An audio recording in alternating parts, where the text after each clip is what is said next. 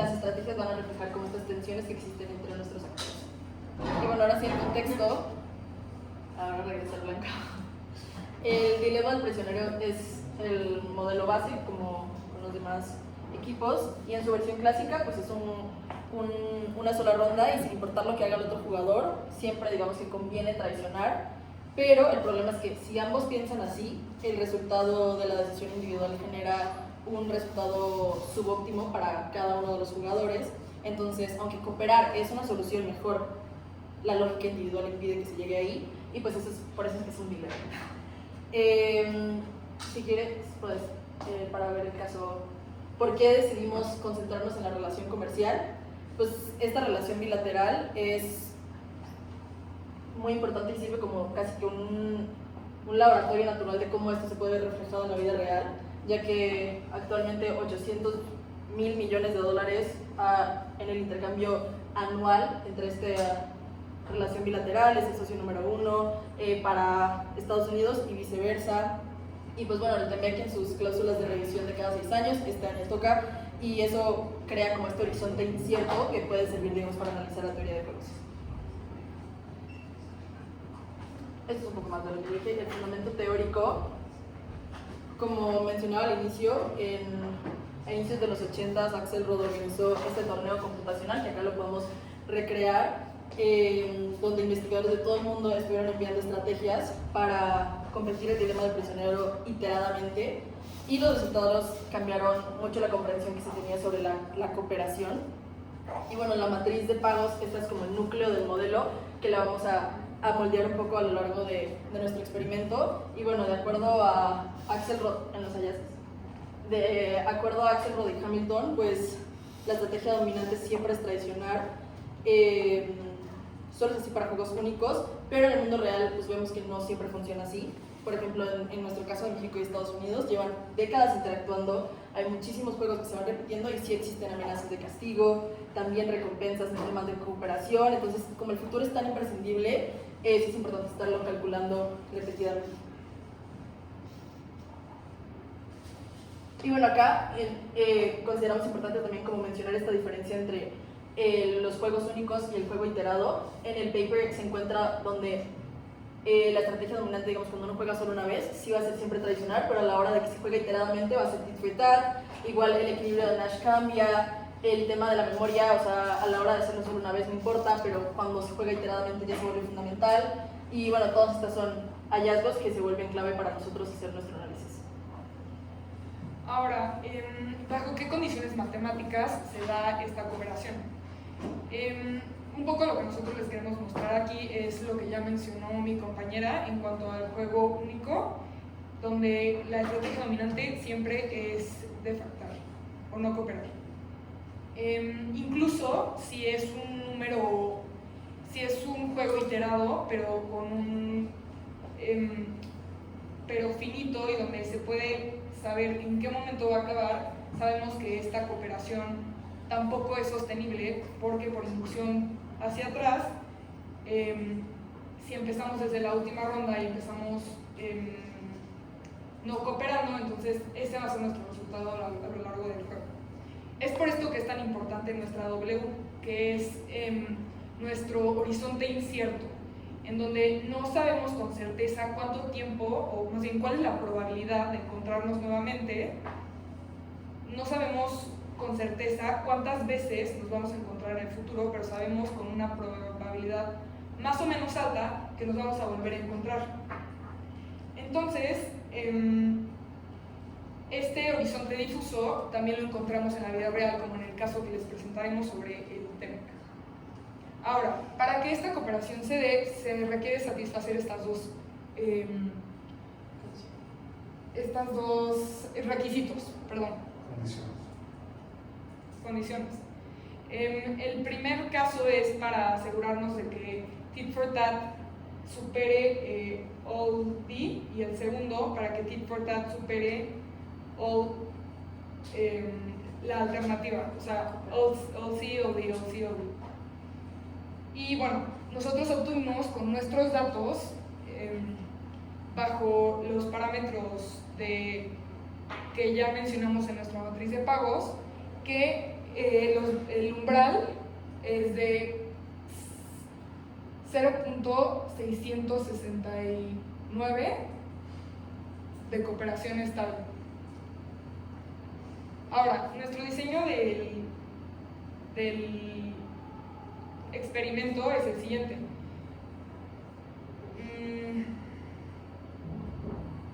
Nosotros hicimos un torneo round robin con 200 rondas, 5 repeticiones y 225 matchups. Y este formato de round robin garantiza que existe equidad entre las estrategias y cada una de ellas compite contra cada una de ellas. Y nuestro generador de números aleatorios es PCG64, que es nuestra como semilla. Y bueno, estas son las 15 estrategias que nosotros decidimos utilizar en nuestro experimento. Solo les presentaremos las más relevantes. En este caso todos conocemos Tit for Tat, OD, OC. Nosotros encontramos también una relevante que es Tit for Tat, que es básicamente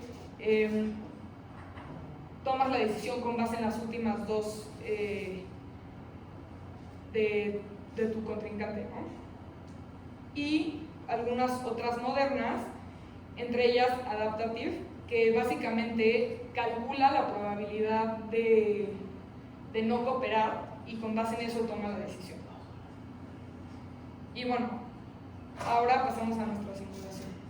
Igual es importante mencionar que agregamos esas modernas porque contemplamos que pues, ya fueron más de 40 años el experimento de Axelrod, ¿no? Entonces pues, consideramos pertinente hacer algún ajuste para actualizarlo a nuestro contexto y sobre todo por nuestra aplicación en México y Estados Unidos. Sabemos que en la política y en la negociación no hay estrategias fijas, siempre puede haber mucho más allá, entonces por eso decidimos escoger más estrategias y algunas fueron basadas en lo que hemos visto en clase como el Particle Farm Organization y la que explicó Bárbara con bayesianos. Entonces quisimos como implementar más matemáticas para también darle más robustez al torneo.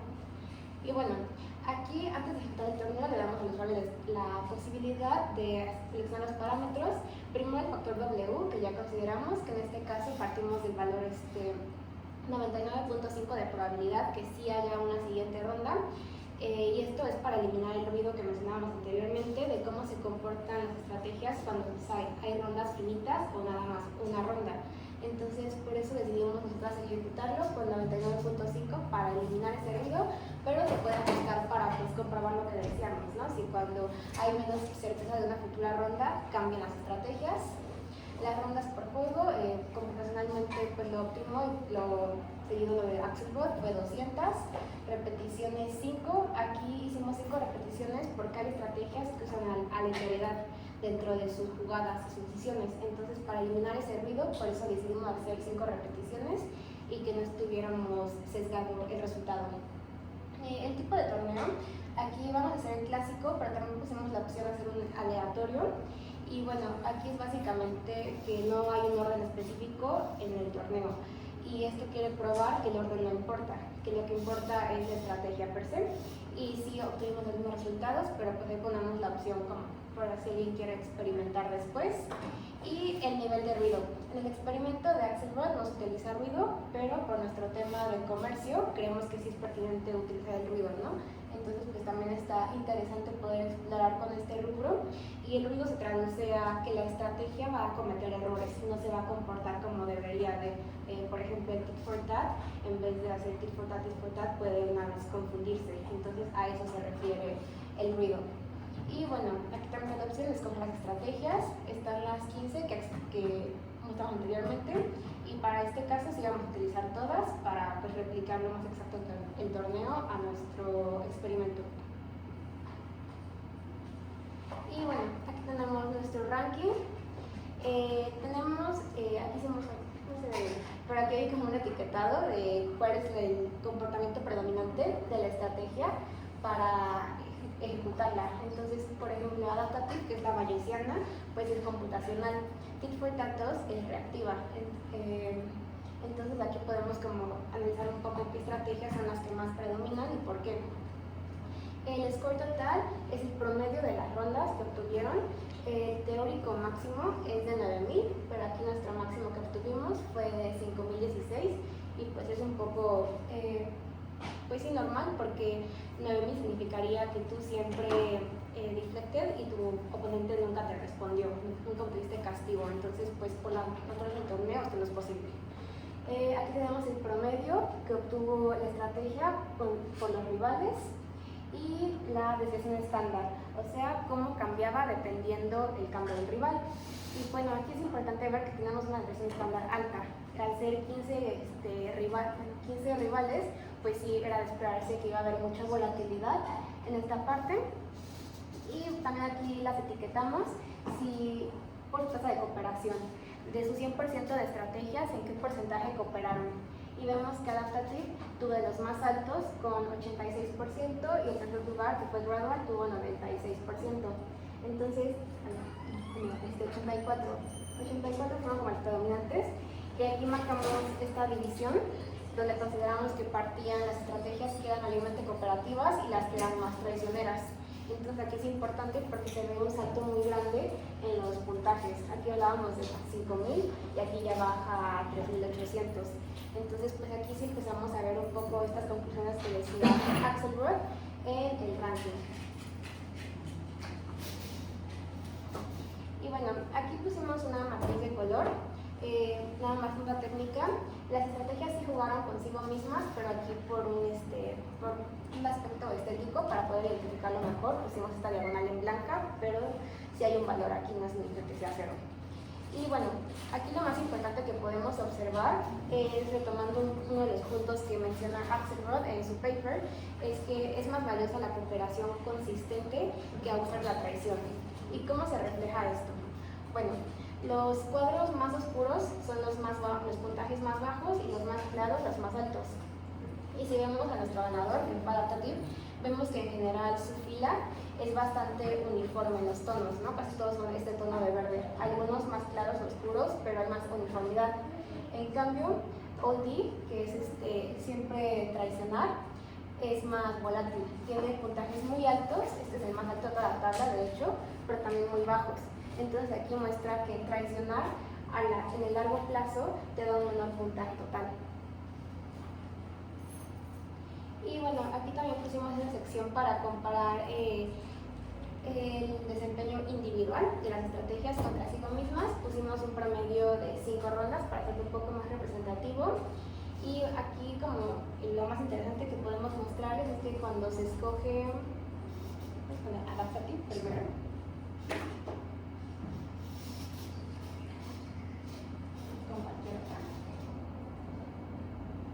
Adaptative en general, por su comportamiento de funcionar con probabilidades, casi siempre empata, porque como su nombre te dice, se adapta muy rápido a cómo actúa su oponente. Entonces, en la mayoría de los casos, siempre terminaban con puntajes muy similares, a excepción de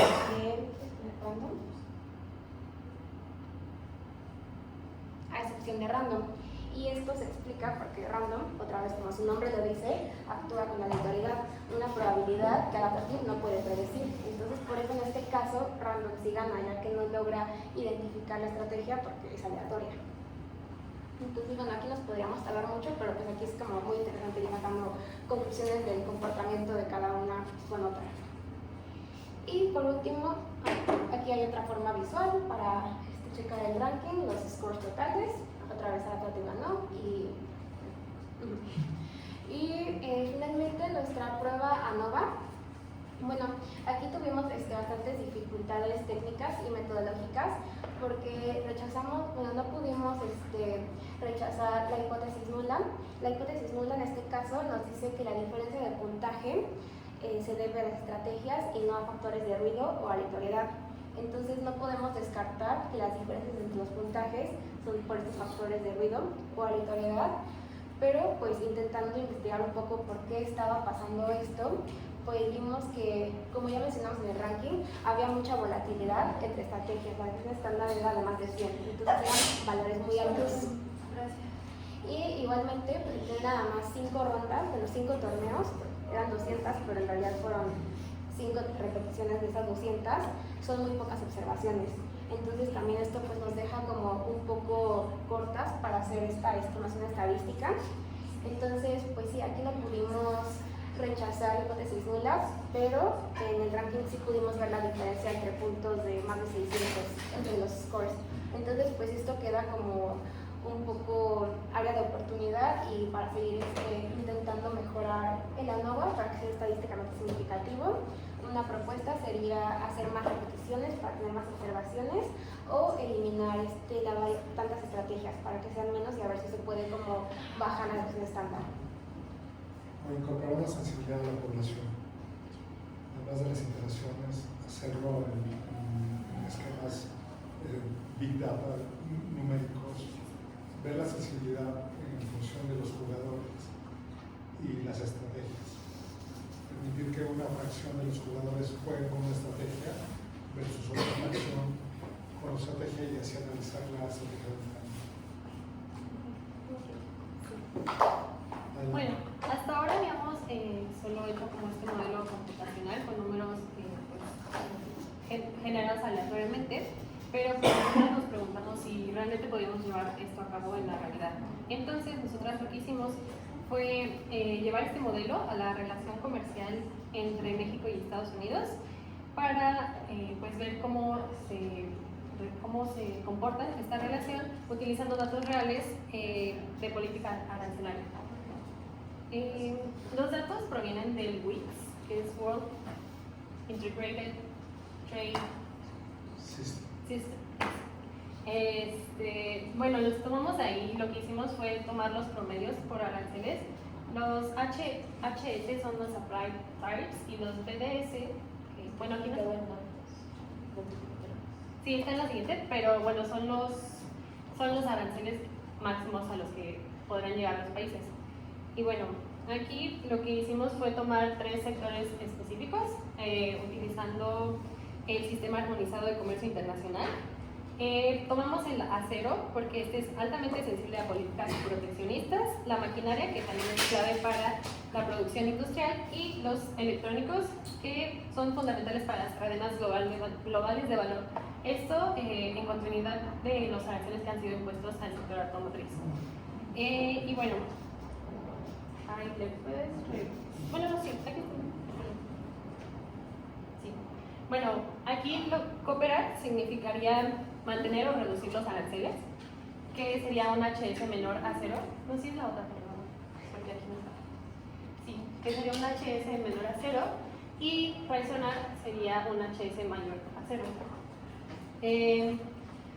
Como tal, nosotros elegimos esta relación con el enfoque bilateral, ya que, como lo mencionó mi compañera, Estados Unidos y México representan más del 80% del comercio dentro del TEMEC, justificando esta relación bilateral. Y las principales disputas que ha habido dentro de este tratado han sido, pues, respectivamente entre estos dos países. Entonces, pues sí, por eso lo elegimos. Ya la siguiente, por favor. No, datos.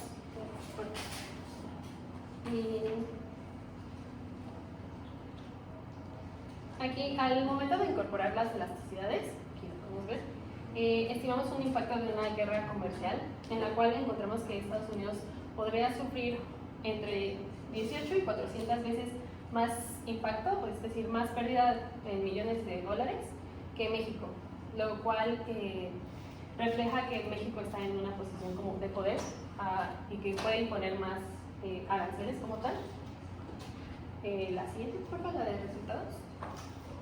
La variable con respecto a cuál estima las elasticidades es la balanza comercial. Sí, es el valor comercial de cada arancel. De cada rubro Sector. Comercio. Sí. Okay. Y bueno, aquí tenemos los resultados empíricos. Como podemos ver, la relación es mayormente de cooperación. Aquí se pueden ver como ciertos periodos de transición, que son en 2018, que fueron las tarifas al acero y el aluminio, que también se puede ver la respuesta de México. En 2019 también se puede ver que hubo una amenaza de aranceles por parte de Donald Trump por las políticas de migración, y en 2023 también se puede ver esta disputa de maíz transgénico, y bueno, hasta ahí llegaban los datos en base de datos como tal. Y pues aquí también podríamos ver que estos son los periodos de cooperación. Así es. Y como tal, aquí en el análisis de impacto podemos ver que hay una correlación del tit for tat, que exhibe una lógica de reciprocidad con entre las partes, en la cual, como lo señalaban mis compañeras, las partes responden a las señales del otro y retoman la cooperación tras periodos de disputa. A diferencia del dilema del prisionero clásico, esta traición, donde la traición es el equilibrio teórico, la evidencia muestra que ya en casos reales, bueno, en este caso específicamente, la cooperación predomina como un resultado estable en el largo plazo.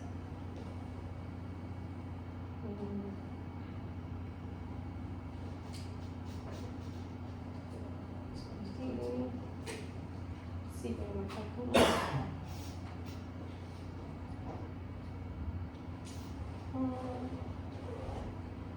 Bueno, bueno, aquí podemos ver que la mejor estrategia fue tit for tat, no como en el resultado principal que obtuvimos.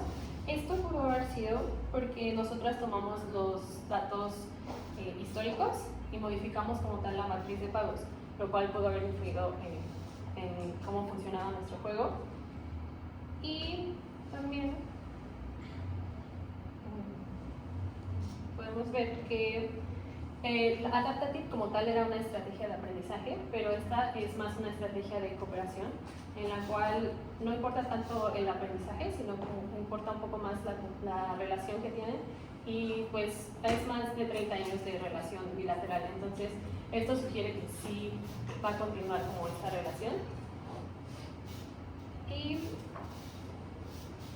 nuestra NOVA nos indica que no es estadísticamente significativo, como lo mencionaba también mi compañera, lo cual sugiere que no hay como tal una estrategia dominante, sino que puede haber un conjunto de estrategias cooperativas que pues funcionen en este caso de la relación comercial. La siguiente, bueno, la de conclusiones. Y ya, en contraste con el dilema del prisionero original, la traición es el equilibrio, pero nosotros encontramos que la relación entre México y Estados Unidos se va fortaleciendo con la cooperación entre los países, y que la capacidad de adaptación importa, pero no es dominante, sino que la diferencia entre estrategias cooperativas es lo que realmente importa en el modelo. Y bueno, sí, al final podemos ver que el comercio internacional no se comporta como un juego de suma cero, sino que es un juego repetido en donde la cooperación estratégica es racionalmente la mejor decisión para ambas partes. Y ya por último, les enseñamos nuestros anexos y el artículo. Sí, aquí para eso es de la lectura. Ajá, las pruebas estadísticas para confirmar que la editorial estaba funcionando bien, lo hicimos con el RNG y el código que utilizamos. Como algunos parámetros con los que conseguimos para hacer toda la aplicación del experimento. Y finalmente aquí está nuestro artículo. No vamos a ponernos a leerlo, pero pues lo pueden checar. Les mandemos el dashboard, pero básicamente la intención es traducir todo este dashboard y lo que hicimos estas semanas a un artículo de divulgación científica mucho más accesible y amigable para el público en general, tipo The Economist. Entonces aquí está ese paper.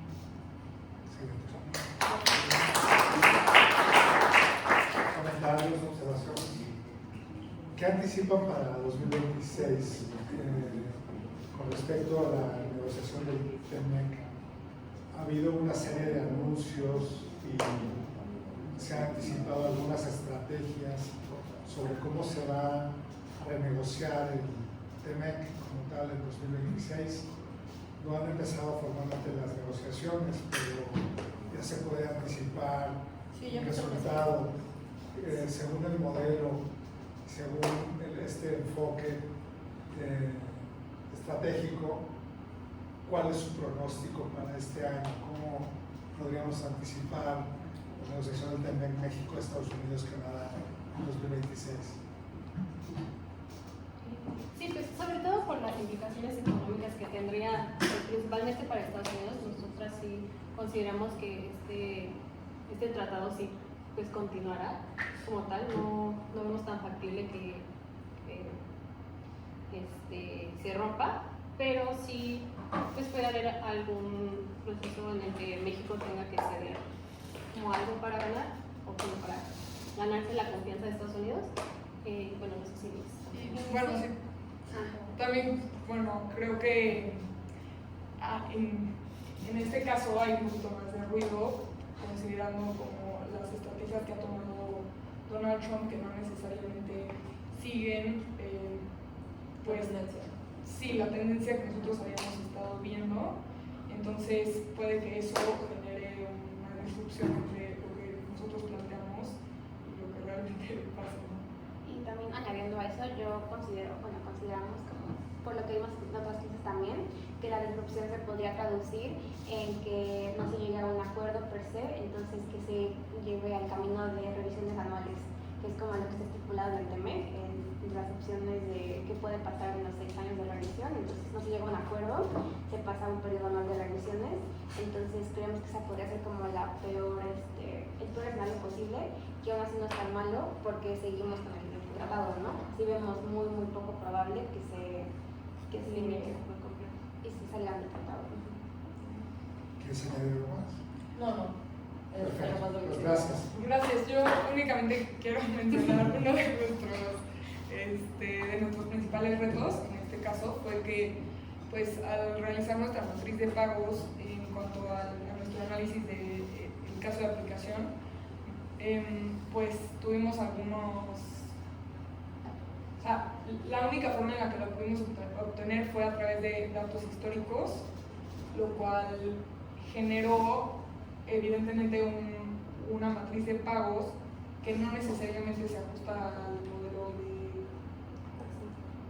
de Access, porque No se cumplen las condiciones. exacto, no se cumplen las condiciones necesarias, que son estas. Y nosotros consideramos que eso se puede deber precisamente a que nosotros tomamos el histórico y no logramos hacerlo, como aislarlo en particular como si fuera un juego único. Ok, en ese punto es importante lo que comentas porque la matriz de pago está definida ex ante y al condicionarla a la asignación de los datos históricos estás truncando la posibilidad de homogeneizar estos pagos individualizados para cada uno de los sectores, en este caso en el modelo teórico, para la matriz de compensación. Si lo analizas a profundidad, la matriz de pagos está condicionada a validar el dilema del prisionero como un teorema y una estrategia dominante. Si la matriz de pagos se endogenizara a través de la definición funcional de W en función de parámetros empíricos o funciones matemáticas predefinidas, podrías encontrar una variación relevante. Esa podría ser una área de exploración. Excelente comentario. Gracias. Bueno, pues, vamos a hacer 15 minutos de descanso y seguimos con el siguiente.